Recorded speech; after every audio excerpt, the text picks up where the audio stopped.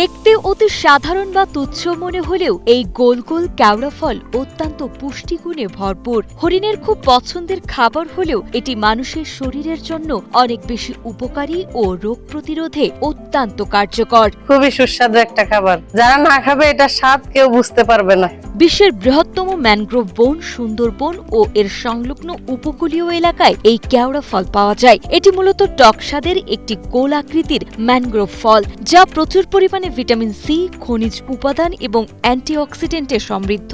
সুন্দরবন উপকূলের স্থানীয় বাসিন্দারা বহু বছর ধরে ফলটি খাদ্য হিসেবে গ্রহণ করে আসছেন, যা সাধারণত সুস্বাদু চাটনি, টক ডাল কিংবা বিভিন্ন মাছ তরকারিতে দিয়ে রান্না করে খাওয়া হয়। বর্তমানে স্থানীয় বাজারেও মুখরোচক এই ফলের ব্যাপক চাহিদা ও জনপ্রিয়তা তৈরি হয়েছে।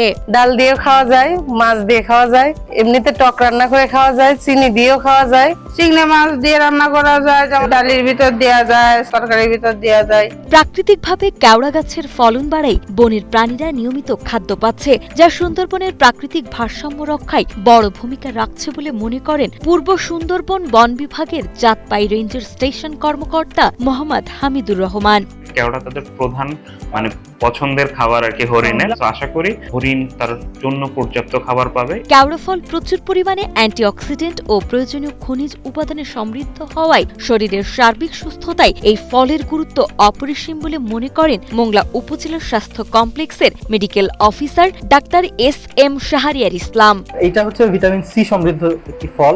শরীরে যত ধরনের আমরা বলি ফ্রি রেডিক্যাল, বজ্র পদার্থ যেগুলো শরীরের জন্য ক্ষতিকর, এগুলোকে টক্সিন যেগুলো আছে, বিষাক্ত পদার্থ, এগুলোকে সে নিউট্রালাইজ করে।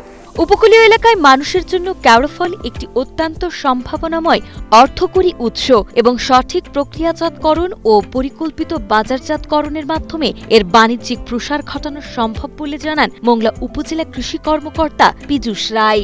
ইদানিং মানুষের মধ্যে কেওড়া ফলের চাহিদা হরিণের পাশাপাশি মানুষের মধ্যে ব্যাপক চাহিদা হয়েছে, যেটা থেকে টক, জ্যাম, জেলি, কাঁচা খাওয়া, পাকিয়ে খাওয়া, এগুলোও চলছে। এটা একটা সুস্বাদু ফল, ভিটামিন সি সমৃদ্ধ। আমরা চেষ্টা করব আমাদের উপজেলা কৃষি অফিসের পক্ষ থেকে কৃষককে বোঝানো, সরকারের মাধ্যমে বোঝানো যে প্রকৃতিকে ধ্বংস করা যাবে না। আমরা নতুন করে কৃষির নতুন ফসল উৎপাদন করবো ঠিকই, কিন্তু প্রকৃতিকে ধ্বংস করে নয়।